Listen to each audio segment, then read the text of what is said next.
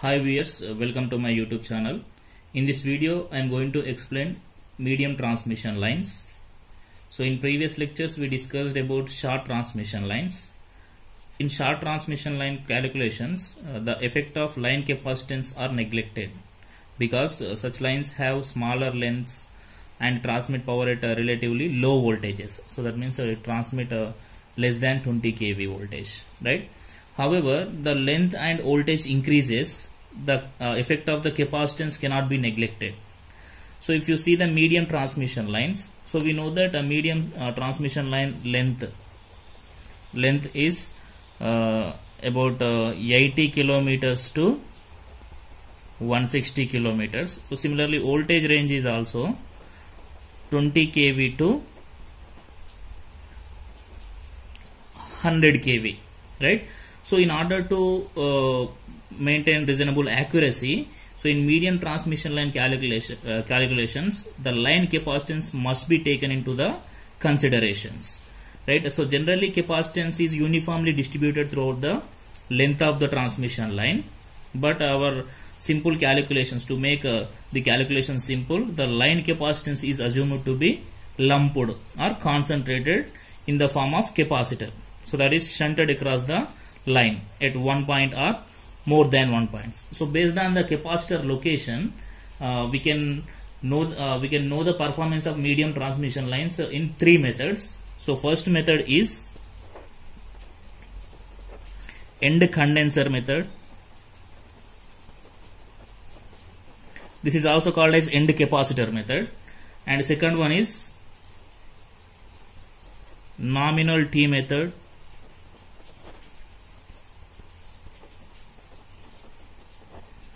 Nominal T method, and third one is nominal pi method.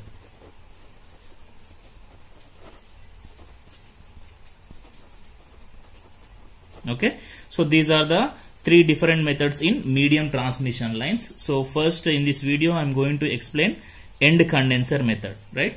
So first I am taking end condenser method.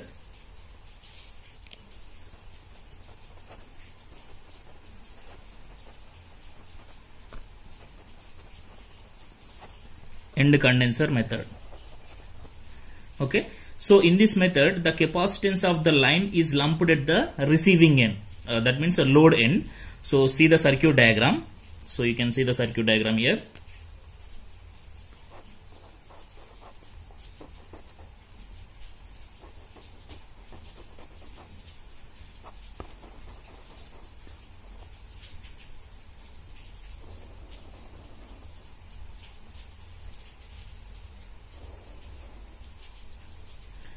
So now I am taking a total line capacitance at a receiving end side. So this is the line capacitance. Okay. So next I am connecting one load.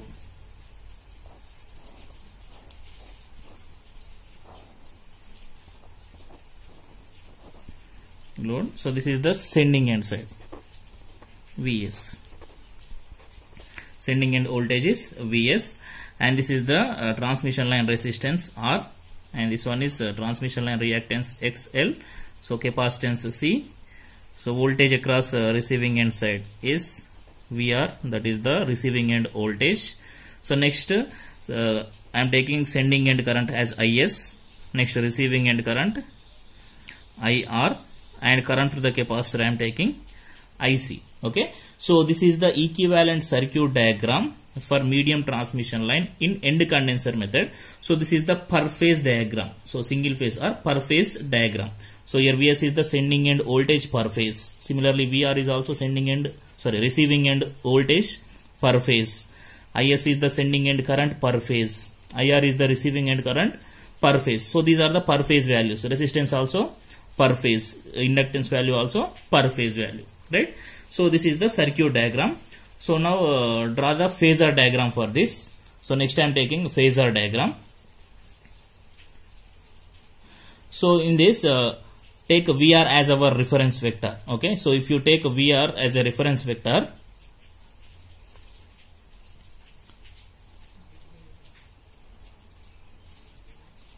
so this is the VR. So if in practical most of the loads are inductive loads, so therefore IR lags the VR by some less than 90 degrees. So draw the IR vector. So here I am taking IR vector.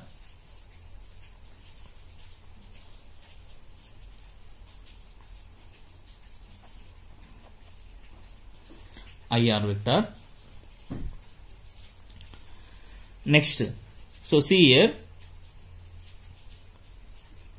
sending end current. Okay, so if you apply the nodal analysis here, sending end current is equal to receiving end current plus current through the capacitor. So to know the sending end current, just we have to consider IR plus IC.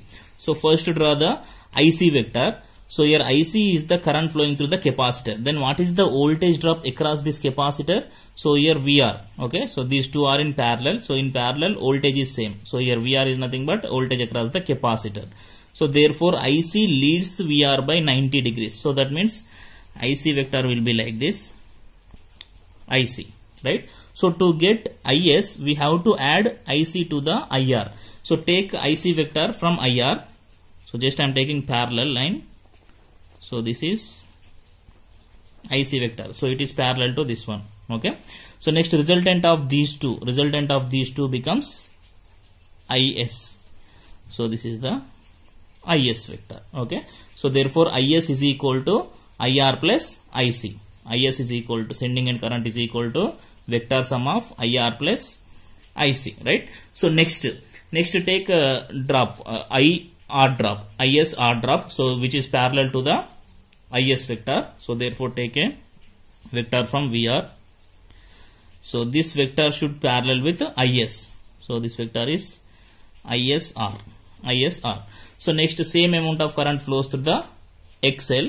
So therefore take IS XL vector. So it is perpendicular to IR vector. So draw a perpendicular vector. So this is the perpendicular vector. So IS into XL.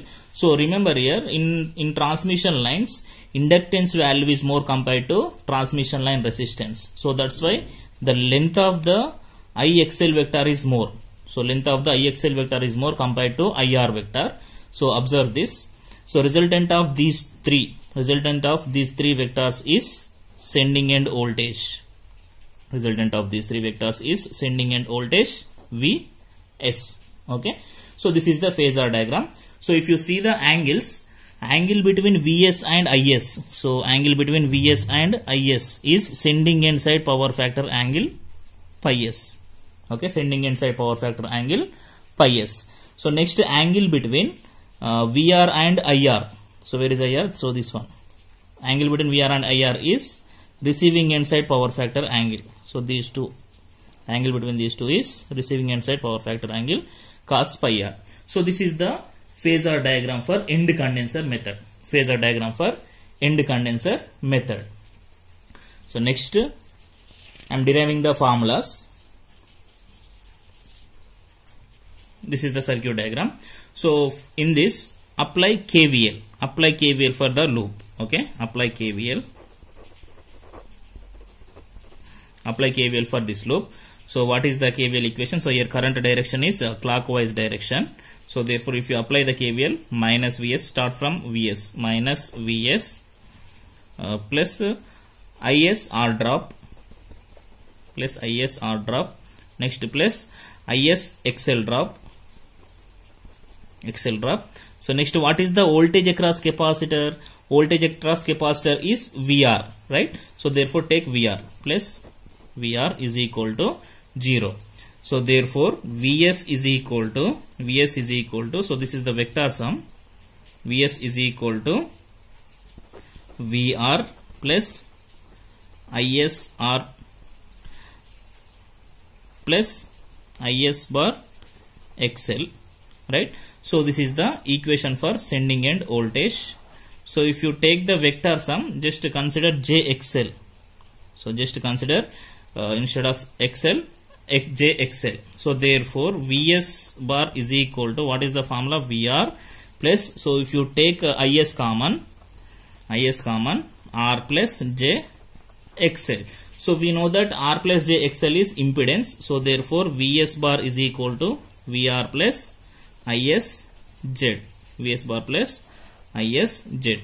So this is the formula for Vs. By using this formula, we can calculate the magnitude of sending end voltage. By using this formula, we can calculate magnitude of sending end voltage, right? So next, so same, apply KCL for this node. So if you apply the KCL, apply KCL. So from KCL, what is the equation here? Is is equal to, Is bar is equal to, same vector sum, IR bar plus IC bar. So from the KCL, at any node or junction, sum of incoming currents is equal to sum of outgoing currents. So in this circuit, incoming current is Is and there are two outgoing currents, IR and IC. So therefore, according to the KCL, Is is equal to IR plus IC. Is is equal to IR plus IC.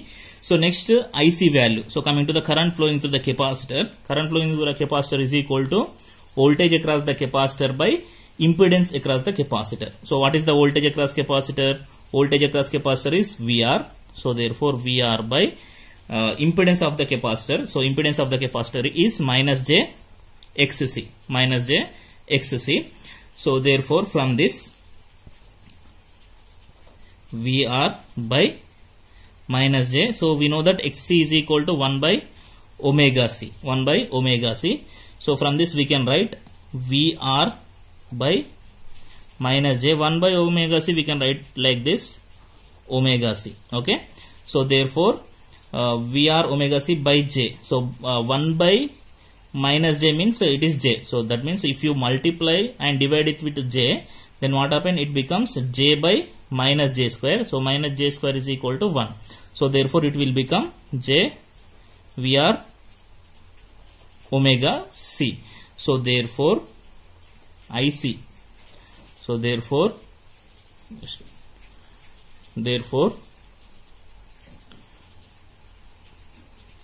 IC is equal to J VR omega C. In frequency, IC becomes J VR omega is equal to 2 pi F C. So therefore current through the capacitor, is J VR 2 pi F C. So this is the formula. So next I am taking voltage regulation. So percentage voltage regulation I am taking. So after calculating sending end voltage, we can find the regulation of the transmission line easily. So we know the formula. So that is Vs minus VR by VR into 100. By using this formula, we can calculate the percentage regulation. So here Vs is sending end voltage, VR is receiving end voltage. So here also VR is receiving end voltage. So next, transmission efficiency. So next I am taking transmission efficiency.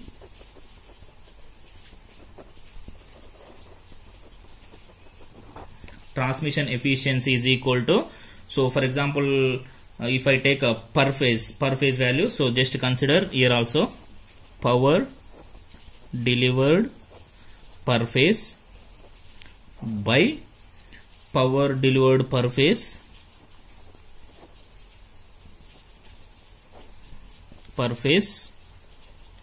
plus losses per phase into 100.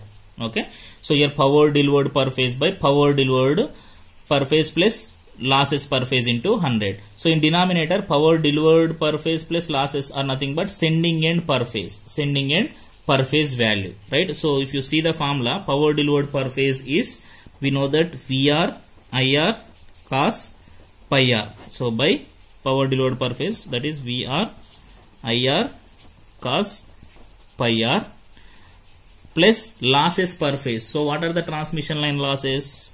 So Is into R into 100. Why I am taking Is here? So because so current through the resistor and current through the inductor is Is. So therefore in the losses I am taking Is current. So therefore this is the formula for efficiency. Okay. So by using this formula we can calculate the efficiency. Therefore in this method, first we calculated equation for the sending end voltage. So after that we derived the equation for current through the capacitor. Then after we calculated or we derived voltage regulation formula. So next efficiency formula. So by calculating these two, we can analyze, we can know the performance of the medium transmission lines. But mostly we won't use this end condenser method because there are some limitations. So in this there will be a considerable error because we are considering the capacitance as lumped. So but it originally it is the distributed capacitance. Okay, due to this limitation, mostly we don't use the end condenser method. So next I will explain nominal T and nominal pi methods in my next lectures. Thank you.